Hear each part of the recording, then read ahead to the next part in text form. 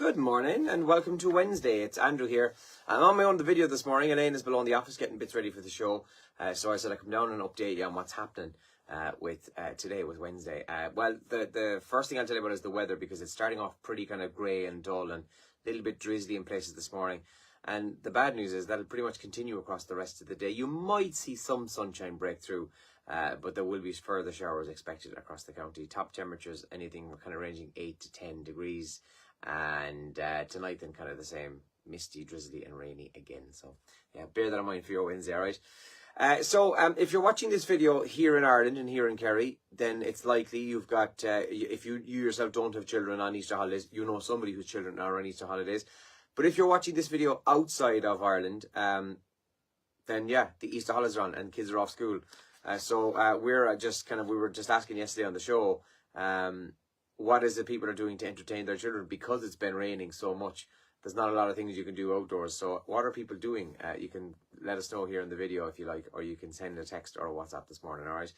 Paper this morning, not surprisingly, almost every paper has pictures of the bridge in Baltimore. 6 people are still missing after the bridge collapse. So the search and rescue operation was called off late last night just because weather conditions hadn't, and it got quite dark anyway, but it hadn't improved. So we're going to start the search again this morning, but the 6 people who are missing are now presumed to be dead, which is awful, but hopefully that won't be the case, but it doesn't look very likely at this point.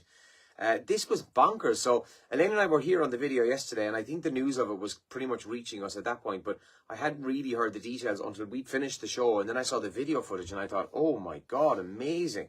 Not amazing in a good way, like, but it was amazing how quickly it all bloody happened.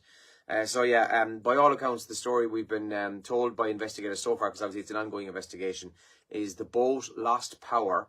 You can actually see it in the video. All the lights go off, and then there's a load of smoke coming out, and an expert said that's them trying to do full reverse thrust, because this is a big shipping container. This is a big yoke.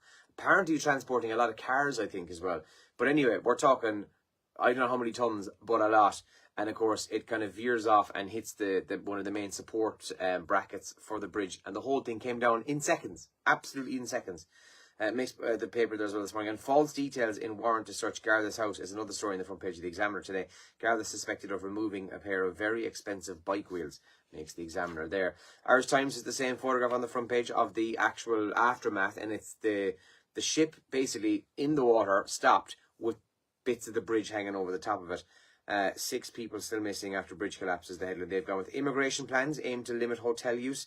The coalition targets reliance on private accommodation for asylum seekers is in the front page of the Irish Times today. And the University of Limerick is facing a threat to funding. UL President urged to consider position after breakdown in financial controls is also in the Irish Times this morning. The Mail this morning, a crackdown on immigration. Refugees who arrive without a passport will be fast-tracked to in overhaul of our system, but changes could take up to 2 years, it says in the front page of the Daily Mail this morning. Asylum seekers who arrive in Ireland without passports will be sent to new processing centres as part of a major crackdown on illegal immigration. There's also a picture there of Prince Harry in the front page this morning. Harry dragged into rape lawsuit against rapper.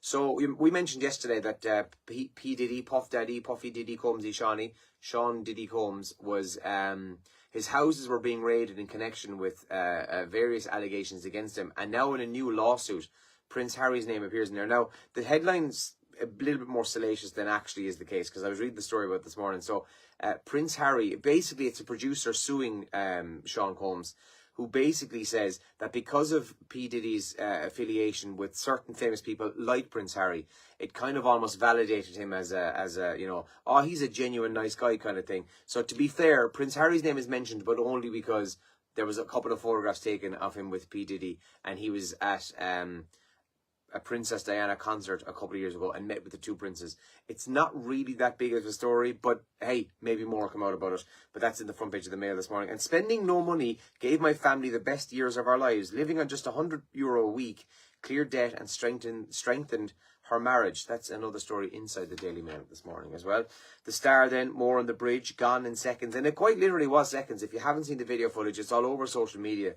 It's quite scary to watch because you can see that there are vehicles on the bridge. It's very freaky, but gone in seconds is what they've gone for. But the other really big story that makes a lot of the papers today is an awfully tragic story from Mayo. Mum and her girls killed, 3 dead after nightmare head-on collision with a fuel lorry. This happened above in Mayo yesterday.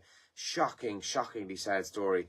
That makes the front page of the Star and the Mirror. Mum and 2 girls killed in crash, 3 dead following head-on collision with the car and the lorry. The mother and her 2 young girls were killed in the crash in Mayo yesterday on the N17 around 2 o'clock, just outside Claremorris on the N17. Just awfully sad there.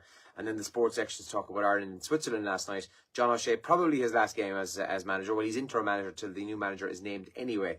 They lost 1-0 to Switzerland last night. That's also the top trends today are not all, but a lot of them are sports related. So the Baltimore Bridge, for instance, is one of the top trends in Ireland right now. The story you mentioned there, it's all over the papers, and you see the video footage.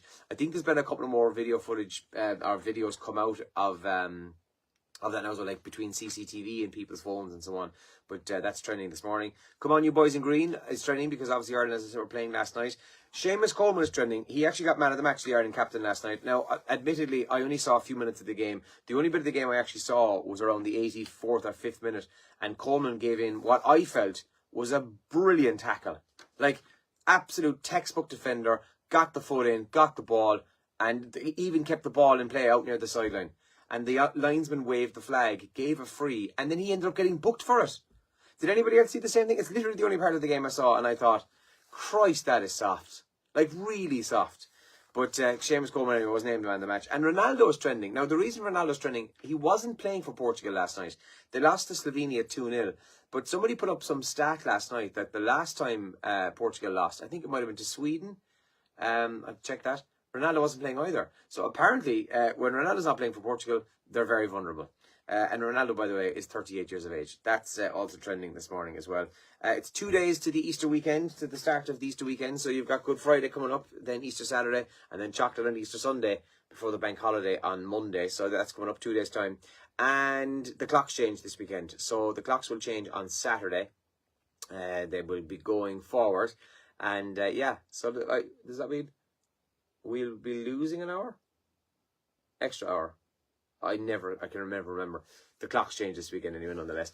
Officially the start of summertime. Not the summer season before we get all the people going, the summer doesn't start, but summertime, essentially.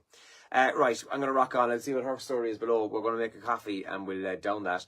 As you can probably see for the big tired head of me. And we've got a busy one going up between now and 9 o'clock this morning. So, as always, you can comment here on the video or you can text or WhatsApp us on 083 300 3300.